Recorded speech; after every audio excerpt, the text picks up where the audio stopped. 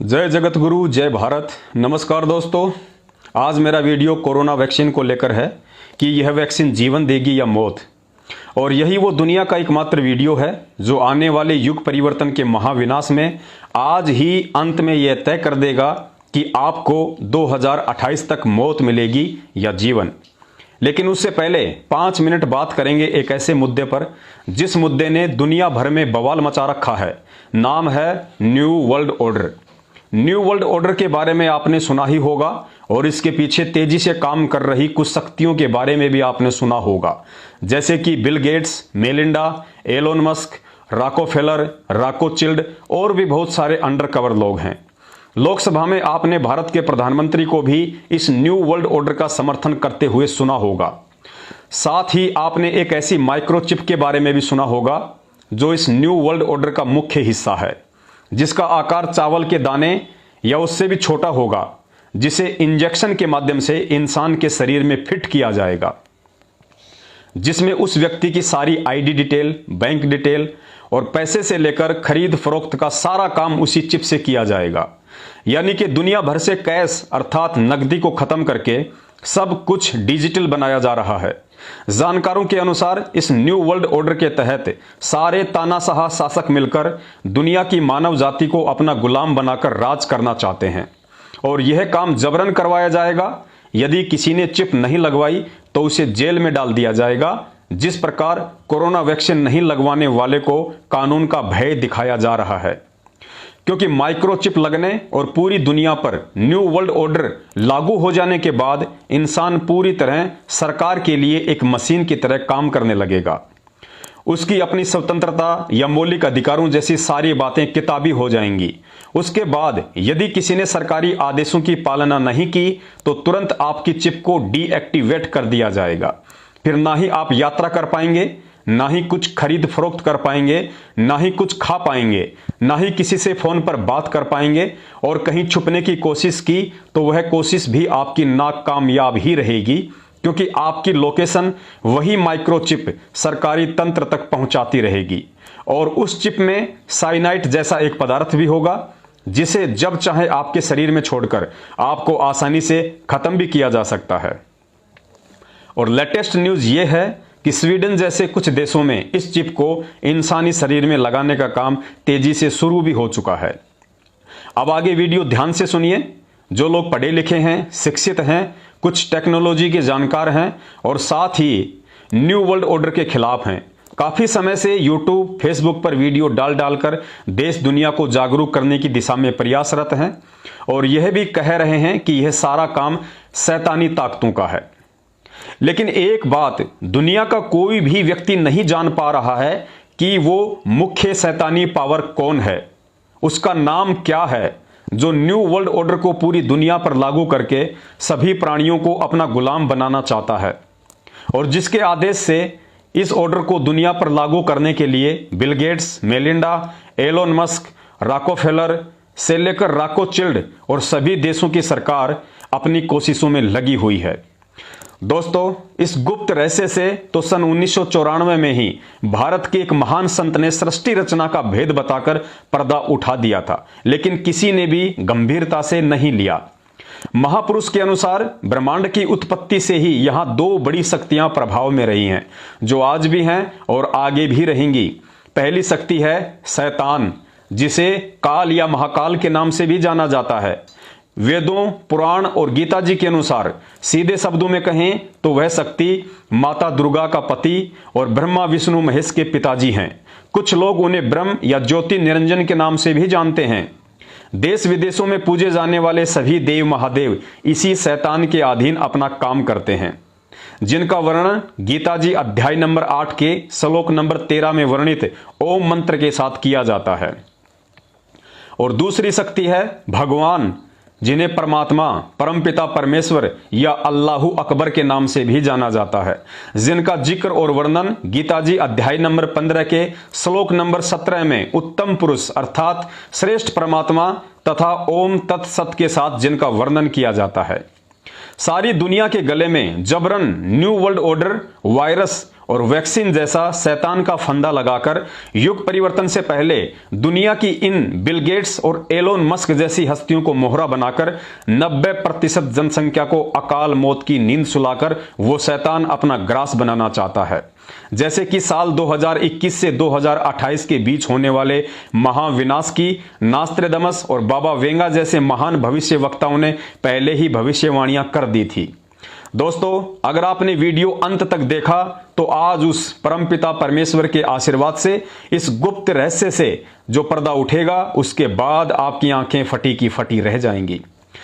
दोस्तों, यह शैतान भी उसी परमपिता परमेश्वर का ही बेटा है, लेकिन उस परमात्मा के लोक में इसने एक ऐसा गंदा कर्म किया, उसके बाद परमात्मा ने उसे और उसका साथ देने वाली अरबों खरबों आप और हम सभी आत्माओं को अपने लोक से यहां इस मृत्यु लोक में भेज दिया।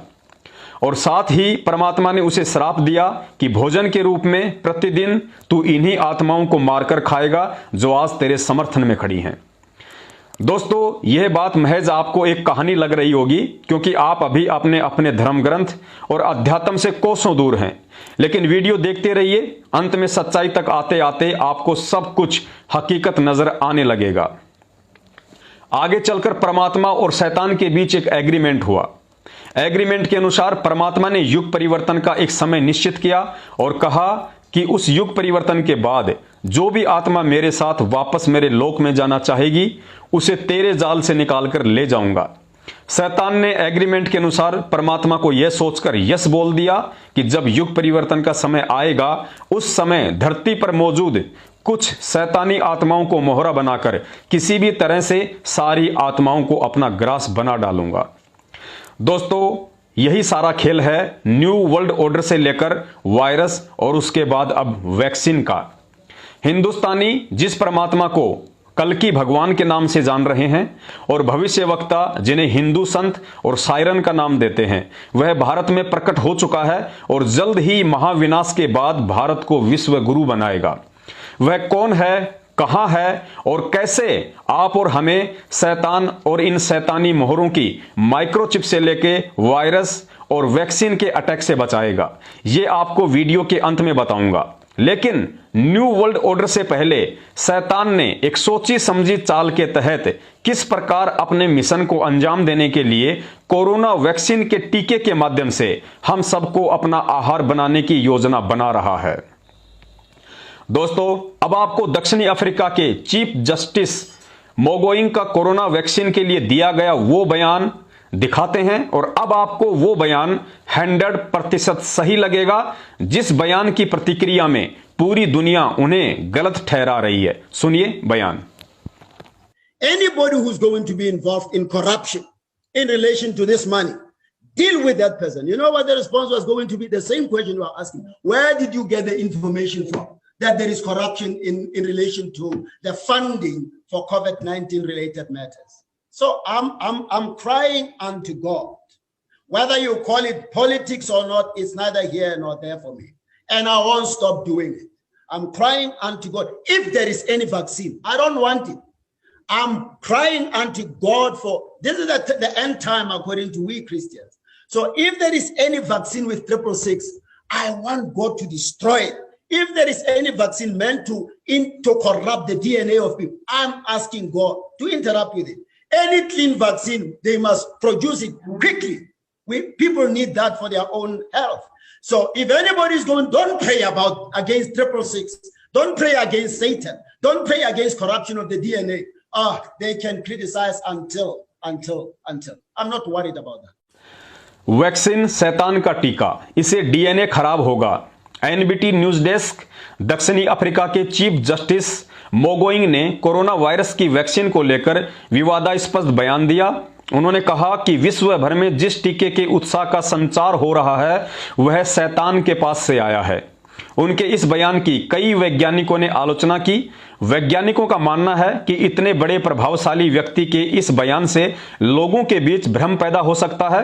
वहीं चीफ जस्टिस ने अपने बयान का बचाव करते हुए कहा है कि यह आजाद मुल्क है और मुझे चुप नहीं कराया जा सकता। उनका दावा है कि टीका लोगों के डीएनए को खराब कर देगा उन्होंने गिरिजाघर में अपनी प्रार्थना में ईश्वर से कहा कि यह टीका आपकी तरफ से नहीं है, अतः ऐसे किसी भी टीके से मैं खुद को दूर करता हूं। अगर कोई टीका है तो शैतान की तरफ से है, जिसका मकसद लोगों के जीवन में 666 यानी शैतान का चिन्ह लाना है, जो लोगों का डीएनए खराब कर देगा।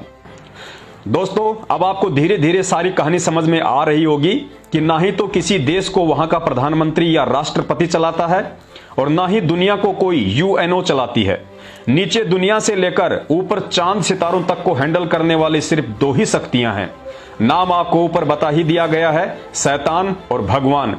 बाकी प्रधानमंत्री से लेकर राष्ट्रपति और विश्व की बड़ी से बड़ी संस्था सिर्फ उन शक्तियों के अधीन होकर नौकर की तरह उनके इशारों पर काम करती हैं। और अधिक विश्वास के लिए कि युग परिवर्तन का यह सारा खेल शैतान और भगवान के बीच चल रहा है, सुनिए भारतीय फिल्म जगत के जाने माने आर्टिस्ट आशुतोष राणा की कविता, जिन्होंने आज तक न्यूज चैनल के एक कार्यक्रम में यहां तक स्पष्ट कर दिया है कि वर्तमान की लड़ाई शैतान और भगवान के बीच शुरू हो चुकी है। इस लड़ाई को किस तरह वह शैतान बिल गेट्स, मेलिंडा, रोकोफिलर, रोकोचिल्ड और भारत सहित दुनिया के सभी शीर्ष नेताओं में प्रवेश करके new world order, microchip, virus और वैक्सीन जैसी घटिया साजिशों के तहत ज्यादा से ज्यादा इंसानों को अधर्मी बनाकर अपना ग्रास बनाएगा, तथा शैतान की इन घटिया साजिशों से किस प्रकार वह कल की भगवान धर्मी आत्माओं की युग परिवर्तन में जीवन रक्षा करेगा। अभी कलयुग आकर खड़ा हुआ है और वो परम ब्रह्म परमात्मा को बता रहा है कि मैं क्या हूं और मैं क्या चाहता हूं। तो अब अशुद्धि के लिए मैं शुद्ध होना चाहता हूं, अब कुबुद्धि को लिए मैं बुद्ध होना चाहता हूं और चाहता हूं इस जगत में शांति चारों ओर हो। इस जगत के प्रेम पर मैं क्रुद्ध होना चाहता हूं और चाहता हूं तोड़ देना सत्य की सारी दीवारें, चाहता हूं मोड़ देना शांति की सारी गुहारें, चाहता हूं इस धरा पर द्वेष फूले और फले, चाहता हूं इस जगत के हर हृदय में छल पले। मैं नहीं रावण के तुम आओ और मुझको मार दो। वो बता रहा है कि हल्के में मत लेना कि मैं नहीं रावण के तुम आओ और मुझको मार दो, मैं नहीं वह कंस जिसकी बाह तुम उखाड़ दो, मैं जगत का हूं अधिष्ठाता मुझे पहचान लो, हर हृदय में मैं बसा हूं बात तुम ये जान लो, अब तुम्हारे भक्त भी मेरी पकड़ में आ गए हैं, अब तुम्हारे भक्त भी मेरी पकड़ में आ गए हैं, अब तुम्हारे संत जन बेहद अकड़ में आ गए हैं। मारना है मुझको तो, अगर तुम चाहते हो मुझे मारना तो मारना है मुझको तो पहले इन्हें तुम मार दो, मारना है मुझको तो पहले इन्हें तुम मार दो, और युद्ध करना चाहो तो पहले इन्हीं से रार लो। ये तुम्हारे भक्त ही अब दुर्विरोधी हो गए हैं, ये तुम्हारे संत जन अब विकट क्रोधी हो गए हैं। मैं नहीं बस का तुम्हारे राम कृष्ण और बुद्ध का। जो अवतार थे उसने कह दिया कि अब मैं नहीं बस का तुम्हारे राम कृष्ण और बुद्ध का, मैं बनूंगा नाश का कारण तुम्हारे युद्ध का। अब नहीं मैं गलतियां वैसी करूं जो कर चुका, रावण बड़ा ही वीर था वो कब कछल से मर चुका। तुमने मारा कंस को कुश्ती में सबके सामने, मैं करूंगा हत तुम्हें बस्ती में सबके सामने। कंस रावण दुर्योधन तुमको नहीं पहचानते थे, वे निरे ही मूर्ख थे, बस जिद पकड़ना चाहते जानते थे। मैं नहीं ऐसा कि जो छोटी बात पर अड़ जाऊंगा।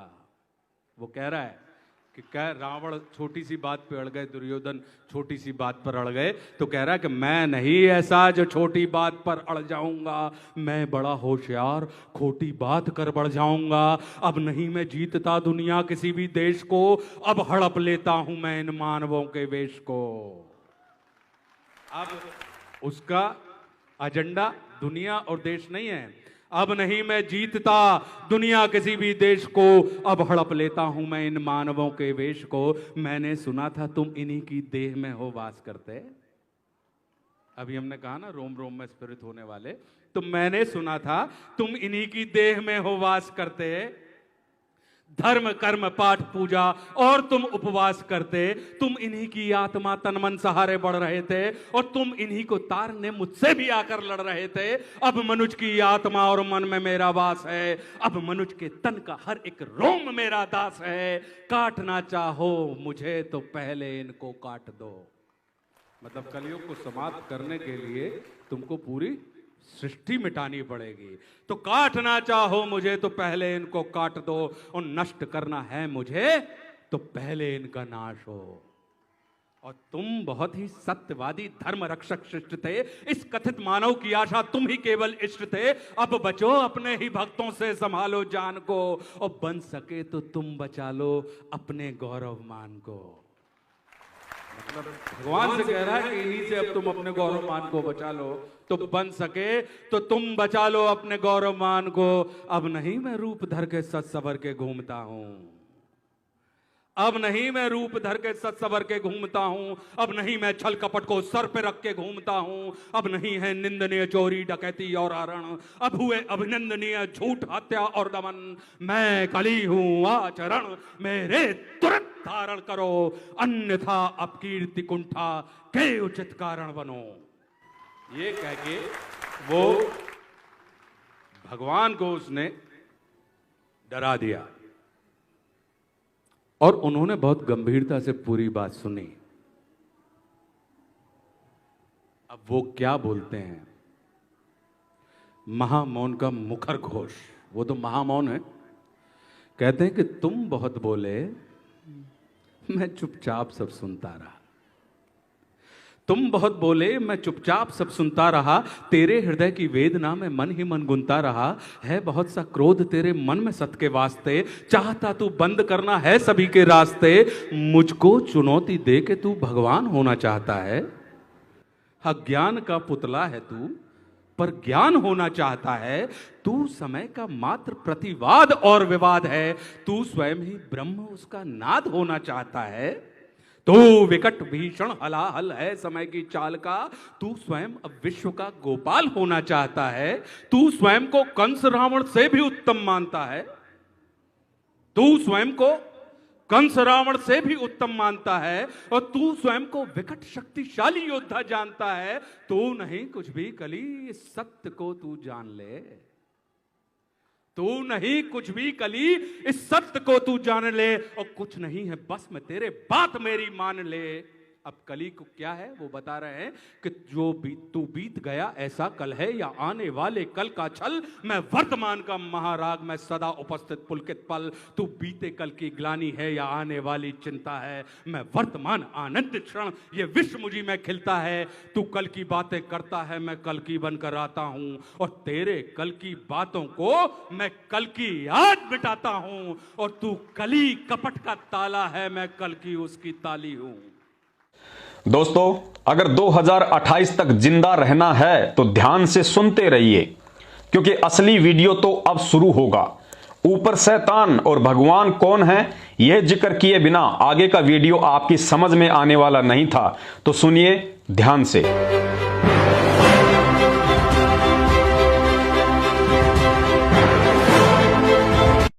मेरे प्यारे देशवासियों, आज का मेरा यह संदेश पूरे विश्व की उस मानव जाति के लिए है जो मानव जाति अधर्म और पाप के रास्ते पर चलते चलते विनाश के कगार पर खड़ी होकर अपनी मौत की प्रतीक्षा में है।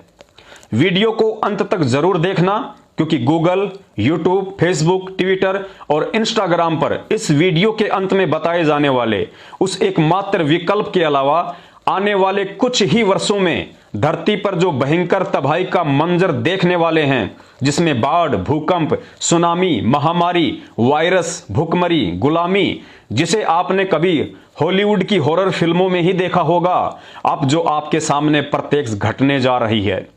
जिस तबाही से ना हिंदुओं की रक्षा राम, कृष्ण, दुर्गा और गणेश जी कर पाएंगे, ना ही मुसलमानों की रक्षा उनका कोई पीर पैगंबर कर पाएगा, ना ही सिखों की रक्षा उनके गुरु और जैनियों की भगवान महावीर कर पाएंगे। उस महाविनाश के दौर में कौन आपकी रक्षा करेगा, किस किस की करेगा और क्यों करेगा, वीडियो के अंत में पूरा विवरण परमाणु और सबूतों के साथ दिया जाएगा। अन्यथा युग परिवर्तन के इस दौर में भले ही आप किसी देश के राष्ट्रपति ही क्यों ना हो, धरती पर आपकी रक्षा होना नामुमकिन ही नहीं बल्कि असंभव होगी।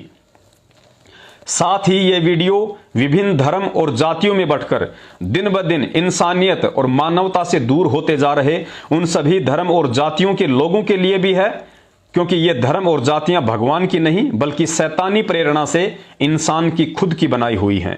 और यही कारण है कि जब प्रकृति बाढ़, भूकंप, सुनामी, महामारी या किसी वायरस के रूप में अधर्म के ऊपर धर्म की सत्ता कायम करने के मूड में होती है, तो यह कतई नहीं देखती है कि सामने हिंदू खड़ा है, मुसलमान खड़ा है, ईसाई खड़ा है, जैन खड़ा है, कोई ब्राह्मण, यादव, राजपूत, जाट या अहिर खड़ा है, या कोई अभिनेता, राजनेता या बहुत बड़ा धर्मगुरु और वैज्ञानिक खड़ा है। हजारों वर्ष पहले जब भविष्यवक्ताओं ने वर्तमान विनाशकालीन समय के लिए भविष्यवाणियां की थी, तो किसी धर्म या जाति विशेष के लोगों के लिए नहीं की थी, संपूर्ण मानव जाति के लिए की थी। क्योंकि आज से लगभग 3200 वर्ष पूर्व आदि शंकराचार्य जी से पहले धरती पर इंसानियत और मानवता के अलावा कोई भी धर्म नहीं था। लेकिन आज गिनती ही नहीं जिन्हें हम हिंदू, मुस्लिम, सिख, ईसाई, जैन आदि नामों से जानते हैं। भाई और बहनों, वर्तमान समय युग परिवर्तन का है और जब जब धरती पर युग परिवर्तन होता है तब तब भयंकर विनाश होता है। जब इंसान ने त्रेता युग से द्वापर युग में प्रवेश किया तो राम रावण युद्ध हुआ, जिसमें लगभग 18 करोड़ से भी ज्यादा मानव जाति का कत्लेआम हुआ। उसके बाद जब इंसान ने द्वापर युग से कलयुग में प्रवेश किया तो महाभारत हुआ और 12 करोड़ से ज्यादा मानव जाति का कत्लेआम हुआ। इन दोनों युद्धों में उस समय पक्ष विपक्ष के तौर पर विश्व की सभी हस्तियां शामिल थी। और आज एक बार पुनः मानव जाति 1000 वर्ष के लिए कलयुग से सतयुग में प्रवेश करने जा रही है, तो महज कुछ ही वर्ष बाकी हैं। परिवर्तनशील प्रकृति को त्रेता युग से द्वापर युग में आने के लिए अधर्मी और पापी लोगों का विनाश करना जरूरी था, जिसमें धर्मी लोग भी करोड़ों में मारे गए। फिर परिवर्तनशील प्रकृति को द्वापर युग से कलयुग में आने के लिए भी अधर्मी लोगों का विनाश करना जरूरी था, लेकिन धर्मी लोग भी करोड़ों मारे गए। और आज पुनः उसी परिवर्तनशील प्रकृति को कलयुग से 1000 वर्ष के लिए सतयुग लाना है, तो सर्वनाश होना बेहद लाजमी है। भाई और बहनों, सतयुग जैसे पवित्र युग में केवल धर्मी और नेक आत्मा ही प्रवेश कर सकती हैं। इसलिए आप और हमारे में से ही उन सभी अधर्मी और पापी आत्माओं का सर्वनाश निश्चित है जो धरती के लिए बोझ हैं।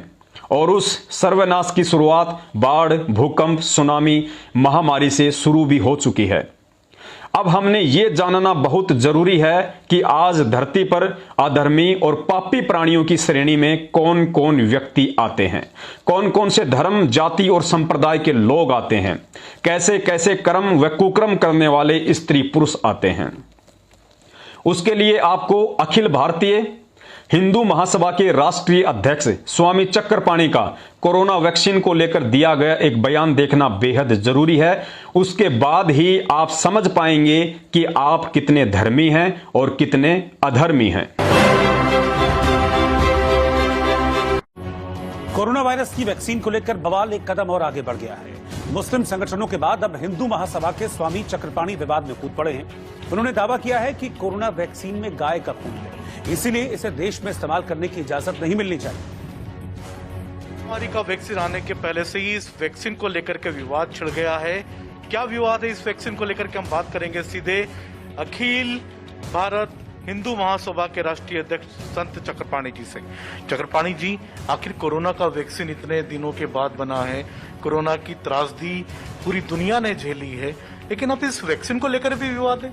नहीं, पिछले दिनों जिस प्रकार से कई हमने पेपर और उसमें पढ़ा कि जो अमेरिका के वैक्सीन बन रहे हैं उसमें गाय के खून का प्रयोग किया जा रहा है, तो मैं आपको बताना चाहता हूं कि गाय में हमारी बहुत आस्था है और किसी भी गाय के हम खून का इस्तेमाल किया हुआ वो नहीं सकते। तो एक हमारी शंका है, इसीलिए महामहिम राष्ट्रपति जी को हमने ये ज्ञापन दिया है और हमने कहा कि संविधान की हमारी अनुच्छेद 25 के अंतर्गत हमारा मौलिक अधिकार है, धार्मिक मौलिक अधिकार है कि बिना किसी का धर्म नष्ट न किया जाए, क्योंकि 1857 की देखिए क्रांति मंगल पांडे ने इसी वजह से किया था कि उसमें जो कारतूस थे उसमें गाय की चर्बी मिलाए जाते थे, उसको नोचना पड़ता था, जिसपे मंगल पांडे जी ने क्रांति किया और धर्म से लेकिन समझौता नहीं किया, राष्ट्र से समझौता नहीं किया, जिसके परिणाम स्वरूप आज हम लोग स्वतंत्र देश में बैठे हुए हैं। तो आज ऐसा न हो कि क्योंकि हिंदू सनातन धर्मियों के खिलाफ एक साजिश हमेशा चली आ रही कि कैसे इनको नष्ट किया जाए, इनके धर्म को, कभी फिल्म के माध्यम से, कभी लव जिहाद के माध्यम से, कभी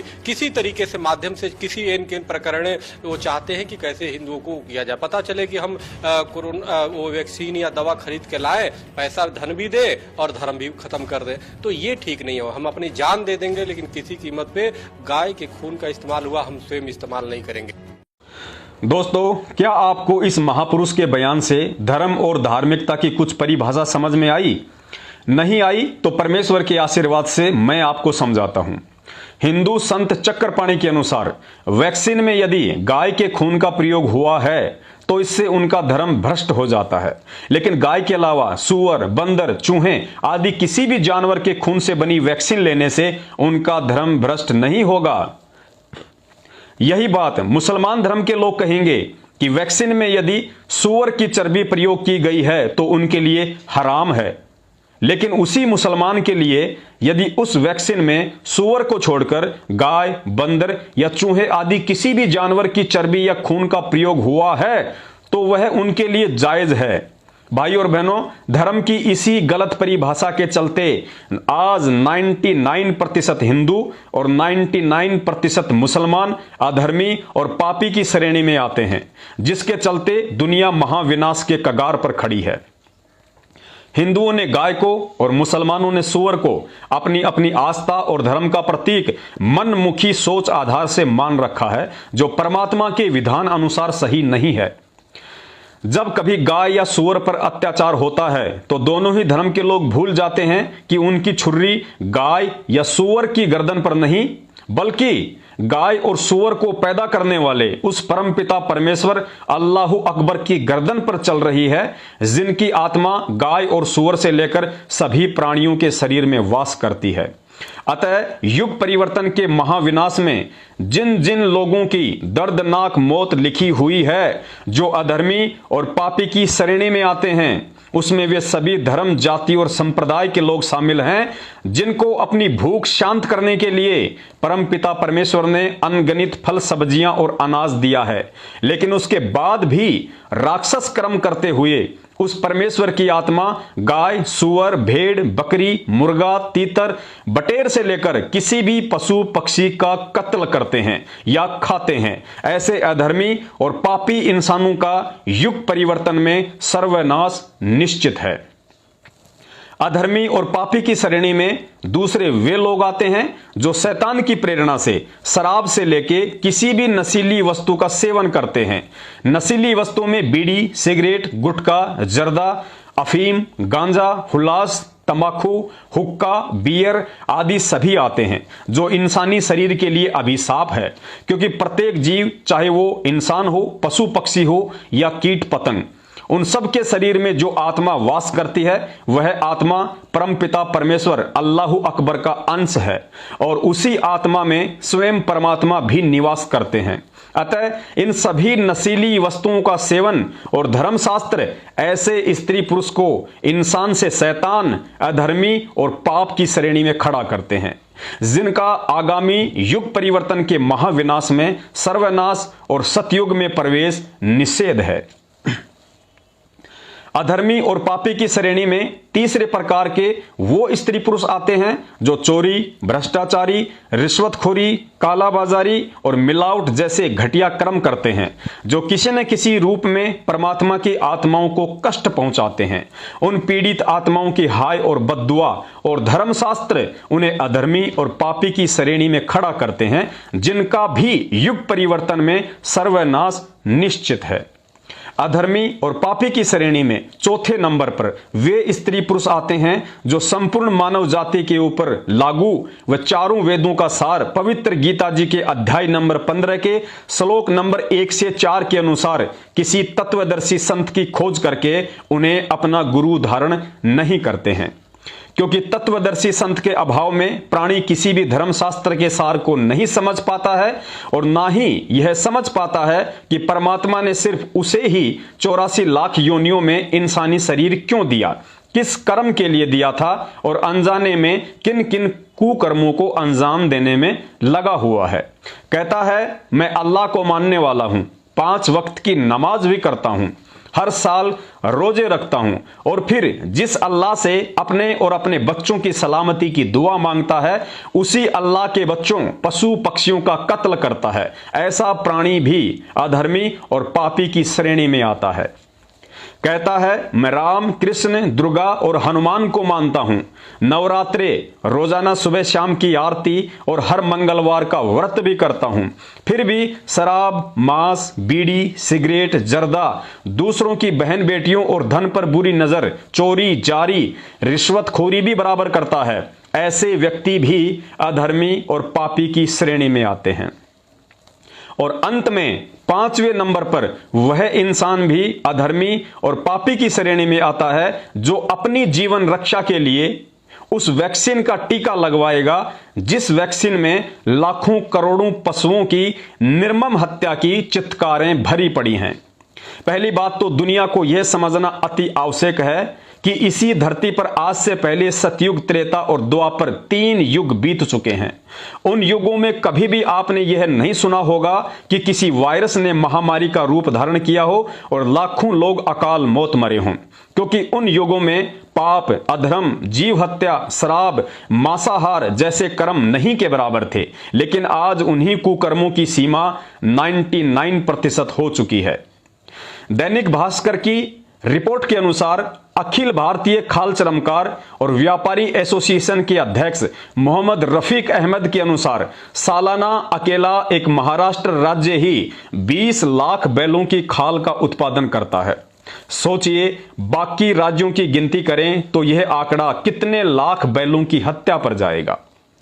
वही दूसरी तरफ विश्व हिंदू परिषद के केंद्रीय मंत्री और राष्ट्रीय गौरक्षा प्रमुख खेमचंद्र शर्मा दावा करते हैं कि देश भर में इतने प्रयासों के बावजूद भी रोजाना 50,000 गायों की हत्या की जा रही है। बाकी तीतर, बटेर, मुर्गा, खरगोश, हिरण सहित अन्य पशु पक्षियों की बात करें तो काउंटिंग करना भी मुश्किल हो जाएगा कि देश भर में कितने पशु पक्षियों की निर्मम हत्या करके प्रकृति को महाविनाश के लिए उकसाया जा रहा है।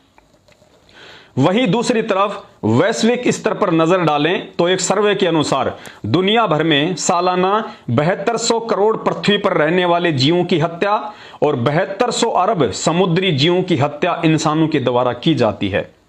हे कलयुग के अधर्मी प्राणी, जहां सतयुग में किसी पशु पक्षी की अनजाने में हत्या हो जाती थी तो इंसान पश्चाताप में उस पाप से बचने के लिए स्वयं के प्राणों तक की आहुति दे डालता था।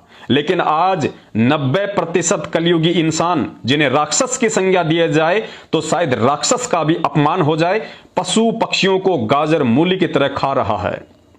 आज इंसान को इन्हीं अनगणित पाप कर्मों की सजा देने के लिए प्रकृति ने अपना पूरा मानस बना लिया है और बचने का रास्ता भी इंसान ने लगभग खो दिया है। वैक्सीन या अन्य किसी भी दवा के रूप में अपनी जीवन रक्षा के लिए बेजुबान जानवरों की हत्या कभी भी इंसान को जीवन दान नहीं दे सकती, क्योंकि आत्मा अमर है, वह मरती नहीं है। और निर्मम हत्या की शिकार वही बेजुबान आत्माएं इन वैक्सीन्स के माध्यम से इंसानी शरीर में प्रवेश करके अब चुन चुन कर अपना बदला लेंगी। दुनिया में महामारी की कोई भी वैक्सीन किसी न किसी पशु की, चाहे वह गाय हो, शुअर हो, बंदर हो या चमगादड़ हो, उसके ब्लड सीरम के अलावा बन ही नहीं सकती है। अगर यकीन ना हो तो जिस भारतीय संस्था ICMR ने कोरोना वैक्सीन बनाई है उसको गाय के नवजात बछड़े का कैटल सीरम उपलब्ध करवाने के विषय में वाणिज्य मंत्रालय के आंकड़े क्या कहते हैं। वाणिज्य मंत्रालय के आंकड़ों के अनुसार भारत ने 2019-2020 में 2.80 लाख डॉलर मौजूदा विनिमय दरों के हिसाब से 2 करोड़ रुपए मूल्य के कैटल सीरम उत्पाद आयात किए। इस साल ये आयात काफी बढ़ गए हैं और केवल अप्रैल से जून के बीच 2.1 लाख डॉलर लगभग 1.51 करोड़ रुपए के उत्पाद आयात किए गए। अब इतनी बड़ी मात्रा में कैटल सीरम का उत्पादन चाहे अमेरिका करे या भारत, किया तो मानव जाति के लिए ही जाता है। और इस वर्ष इतनी बड़ी मात्रा में भारत सरकार के द्वारा जो गाय या बछड़ों के खून का सीरम आयात किया गया है, जाहिर सी बात है मंत्री, प्रधानमंत्री या पूंजीपति लोग उस खून की खीर बनाकर तो खाने से रहे, उस खून को वैक्सीन के लिए ही इस्तेमाल किया जाएगा, क्योंकि दुनिया की कोई भी वैक्सीन फल, फूल और सब्जियों से नहीं बनती है। देखिए भारतीय डॉक्टर विश्वरूप चौधरी की एक रिपोर्ट और संभालिए अपने आप को और अपने अंदर के मर चुके इंसान को, और सोचिए क्या बेजुबान जानवरों की इस तरह से की गई हत्या और उनकी चित्कारों से लबालब वैक्सीन आपको स्वस्थ करेगी या और अधिक अधर्मी और पाप का भागी बनाएगी। और तीसरी महत्वपूर्ण बात, SARS-CoV-2 एक RNA रेस्पिरेटरी वायरस है, मतलब ये बड़ी तेजी से म्यूटेट होता है और अब तक तो हजारों बार म्यूटेट हो भी चुका है। और जब तक कोविड-19 का वैक्सीन आएगा तब तक लाखों बार म्यूटेट हो चुका होगा। यानी कि कोविड-19 का वैक्सीन ना केवल यूजलेस होगा बल्कि बहुत हार्मफुल भी होगा। अगर आप अभी भी कोविड-19 के वैक्सीन का इंतजार कर रहे हैं तो आपको ये पता होना चाहिए कि कोविड-19 के वैक्सीन को बनाने के लिए बाकी वैक्सीन की तरह FBS की आवश्यकता होगी। FBS का मतलब है fetal bovine serum. Fetal bovine serum को प्रोड्यूस करने के लिए 2 स्टेप्स होते हैं। पहला स्टेप, एक गर्भवती गाय को वध किया जाता है और वध करने के बाद उसके कोख से अजन्मे बछड़े को निकाला जाता है और उसके जीवित रहते हुए उसके हार्ट में नीडल पंचर करके हार्ट से ब्लड को सक किया जाता है, जिस ब्लड को बोला जाता है मेडिकली फीटल बोवाइन सीरम। हर साल अलग अलग वैक्सीन के प्रोडक्शन के लिए करीब 50,000 लीटर फीटल बोवाइन सीरम की आवश्यकता होती है, जिसके लिए करीब 1 करोड़ 20 लाख अजन्मे बछड़ों को मारा जाता है। लेकिन अभी कोविड-19 वैक्सीन के मास डिमांड की वजह से ऐसा माना जा रहा है कि करीब 1 lakh litre fetal bovine serum की आवश्यकता होगी। इसका मतलब ये कि अब हर साल लगभग 2 करोड़ 40 लाख अजन्मे बछड़ों को मारा जाएगा। क्या आप अब भी कोविड-19 वैक्सीन का इंतजार कर रहे हैं? जय श्री राम, सत श्री अकाल, सलाम, जय हिंद। हे परमेश्वर की शरण से दूर पापी कलयुगी इंसान, आज ये सभी अरबों खरबों आत्माएं जिन्हें तेरी जाड़ के स्वाद के लिए तो कभी तेरी जीवन रक्षा के लिए क्रूरता पूर्वक तड़पा तड़पा कर मारा गया है, आज किसी भी तरह से वो आत्माएं तेरे खून में प्रवेश करके बदला लेने के लिए तैयार हैं। और फिलहाल शैतान ने वह तरीका वैक्सीन को चुना है। अगर यकीन ना हो तो देखिए नेशनल मीडिया की कुछ रिपोर्ट कि किस तरह से उन आत्माओं ने अपना बदला लेना भी शुरू कर दिया है। तरीका चाहे वैक्सीन लेने के बाद मौत हो, एलर्जी हो या आने वाले समय में इंसान के अंदर उत्पन्न होने वाली दूसरे प्रकार की भयंकर लाइलाज बीमारियां हो। आप जो बता रहे हैं मैं सीधे यहां पर चलूंगा, एक और बड़ी खबर, और डॉक्टर श्याम अग्रवाल के पास आऊंगा। अब सीधे अमेरिका में कोरोना वैक्सीन से एलर्जी के मामले बढ़े। कोरोना वैक्सीन से एलर्जी के 90% मामले महिलाओं में।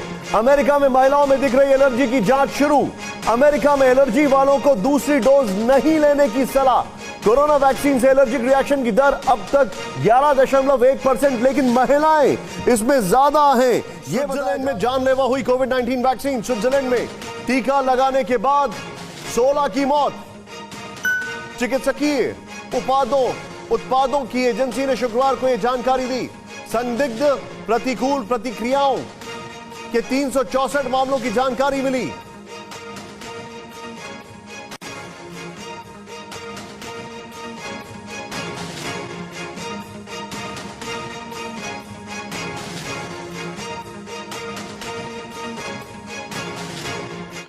और यदि धरती पर प्रकट कल्कि भगवान, जिसे आप सुप्रीम, सायरन, संत आदि नामों से बुलाते हैं, जिनके मैं पवन दास सीधे संपर्क में हूं और जिन्होंने मुझे इस वीडियो के माध्यम से भारत सरकार और जनता को संदेशा देने के लिए निमित्त बनाया है, यदि इस वीडियो को भारत सरकार ने गंभीरता से नहीं लिया तो आने वाले समय में वर्तमान से भी भयंकर परिणाम पूरे देश दुनिया को भुगतने पड़ेंगे। क्योंकि भारत की जमी पर प्रकट वह कल की भगवान दुनिया के महाविनाश से पहले हम भारतवासियों के सामने प्रकट होकर अपनी पहचान करवाना चाहता है, ताकि उस महाविनाश से पहले अधर्मी और पापी आत्माओं को भी भूल सुधार का मौका देकर उनकी जीवन रक्षा की जा सके। अन्यथा कुछ समय बाद जब दुनिया की सारी सरकारें, उनके अस्त्र शस्त्र, डॉक्टर, वैज्ञानिक प्रकृति के सामने मजबूर हो जाएंगे, तब धर्मी आत्माओं को बचाने के लिए एक अंतिम विकल्प के रूप में प्रकट होकर उन्हें भारत को जगत गुरु बनाकर सत्य धर्म का शासन कायम करना ही करना है। लेकिन सरकारों की नादानी और अहंकार उस समय के आने तक देश की करोड़ों की आबादी को शैतान की भेंट चढ़ा चुकी होंगी और स्वयं कल की भगवान की नजरों में इतने दोषी हो जाएंगे कि वे चाहकर भी उन्हें माफ नहीं कर पाएंगे। मैं पवन दास, सुप्रीम गॉड कल की भगवान के चरणों की धूल बिना किसी सवारत के उनके आदेश अनुसार आप सभी बुद्धिजीवी देशवासियों और भारत सरकार को महाविनाश के रहते सहते इस वीडियो के माध्यम से यह संदेशा पहुंचा रहा हूं और साथ ही देश के माननीय प्रधानमंत्री जी से सर्व मानव जाति के हित में निवेदन करता हूं कि भारत सरकार ने इस वीडियो पर अपने मंत्रिमंडल व बुद्धिजीवी सलाहकारों की सलाह से चिंतन अवश्य करना चाहिए और उचित समझें तो मानव जाति को महाविनाश से बचने का श्रेय प्राप्त करें और यह समझने का प्रयास करें कि न्यू वर्ल्ड ऑर्डर मानव जाति के विकास में नहीं बल्कि विनाश के पक्ष में है। आप नरेंद्र मोदी को भी इंटरनेशनल शैतानी ताकतों का मोहरा बनाया जा रहा है। असली न्यू वर्ल्ड ऑर्डर पूरे विश्व पर सिर्फ कल की भगवान ही कायम कर सकते हैं और करेंगे। बाकी शैतानी प्रेरणा से जो इंटरनेशनल ताकतें इस काम में लगी हुई हैं वो दुनिया को महाविनाश की तरफ लेकर जा रही हैं। पृथ्वी पर प्रकट कल की भगवान किसी भी आपत्ति, विपत्ति, महामारी या प्राकृतिक आपदाओं को पल भर में कम, ज्यादा और जड़ से समाप्त करने में समर्थ हैं। उनकी अकेले की शक्ति ही किसी भी शक्तिशाली राष्ट्र से सैकड़ों गुना ज्यादा है। वे चाहें तो अपनी आध्यात्मिक सुपर पावर से चुटकी बजाते ही भारत में बैठे बैठे किसी भी देश की मिसाइल और परमाणु बमों को निष्क्रिय कर सकते हैं। भयंकर से भयंकर रूप धारण कर चुकी सुनामी या बाढ़, भूकंप को अपने हाथ के इशारे से ही शांत कर सकते हैं। वे कुछ भी कर सकते हैं जिसे आज तक दुनिया ने ना ही सुना है और ना ही देखा है, क्योंकि कल की रूप में ये वही भगवान है जिसने मां के गर्भ में 2 बूंद पानी से पूरी दुनिया को पैदा किया है। प्रधानमंत्री जी से पुनः निवेदन है, समय की नजाकत को समझने का प्रयास करें और इतिहास पर गौर करें कि किसी भी देश को जगत गुरु या विश्व गुरु राजनेता, राजनीति या टेक्नोलॉजी से नहीं बनाया जा सकता है। देश को जगत गुरु पहले भी अध्यात्म ने बनाया था और आज भी अध्यात्म ही बनाएगा। राजनीति और टेक्नोलॉजी ने तो आज देश दुनिया को विनाश के किस मुहाने पर लाकर खड़ा कर दिया है, आपकी आंखों के सामने है। देश को जगत गुरु वही बनाएगा जिनका मैं बार बार जिक्र कर रहा हूं और जिनकी मैं शरण में हूं।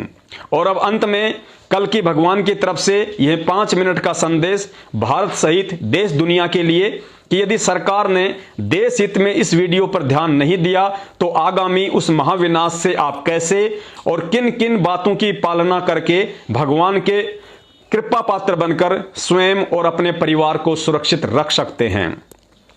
आज मेरी बातों को मजाक में लेने वाला व्यक्ति दुनिया का सबसे बड़ा महामूर्ख सिद्ध होगा। सबसे पहले अपने मोबाइल से YouTube पर जाइए और सर्च कीजिए सत्संग ऑफ संत रामपाल जी महाराज। आपकी स्क्रीन पर ढेरों वीडियो सत्संग आ जाएंगे। याद रखिए, जिस परिवार ने उनके सत्संग सुनना शुरू कर दिया उसी दिन से शैतान 10 कदम आपसे दूर रहेगा। सत्संग सुनते रहने से आपको काफी कुछ ज्ञान समझ में आने लगेगा, लेकिन ध्यान रखना महाराज जी अभी किसी कारणवश अज्ञातवास में हैं।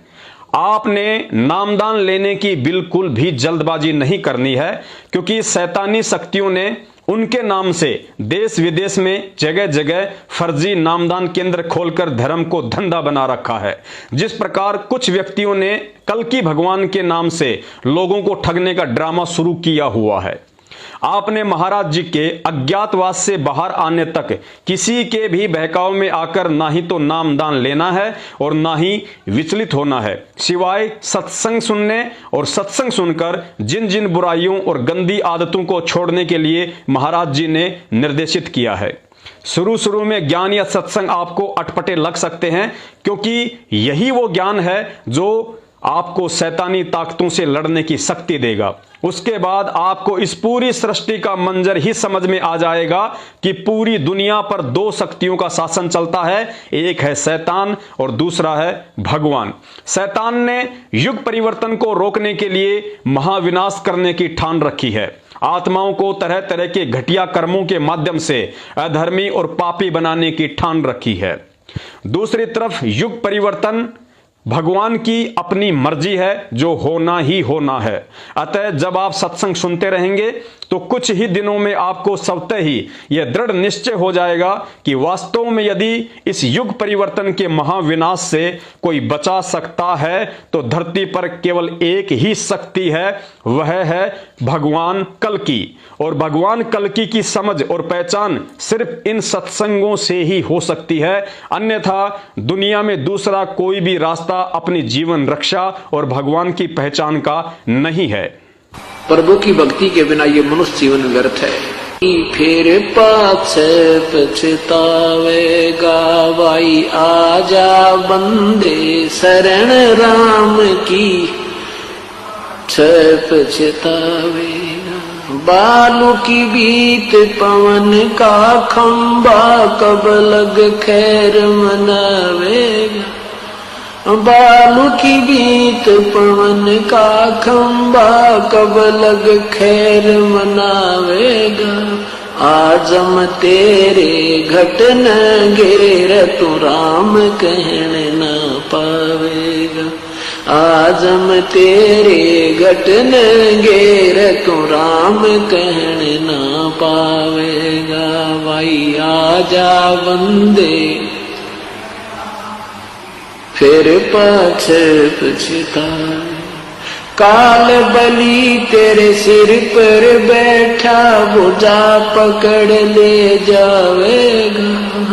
काल बलि तेरे सिर पर बैठा, भुजा पकड़ ले जावेगा। मात पिता तेरा कुटुंब कबीला, सारा खड़ा लखावेगा। मात पिता तेरा कुटुंब कबीला, सारा खड़ा लखावेगा। भाई आजा बंदे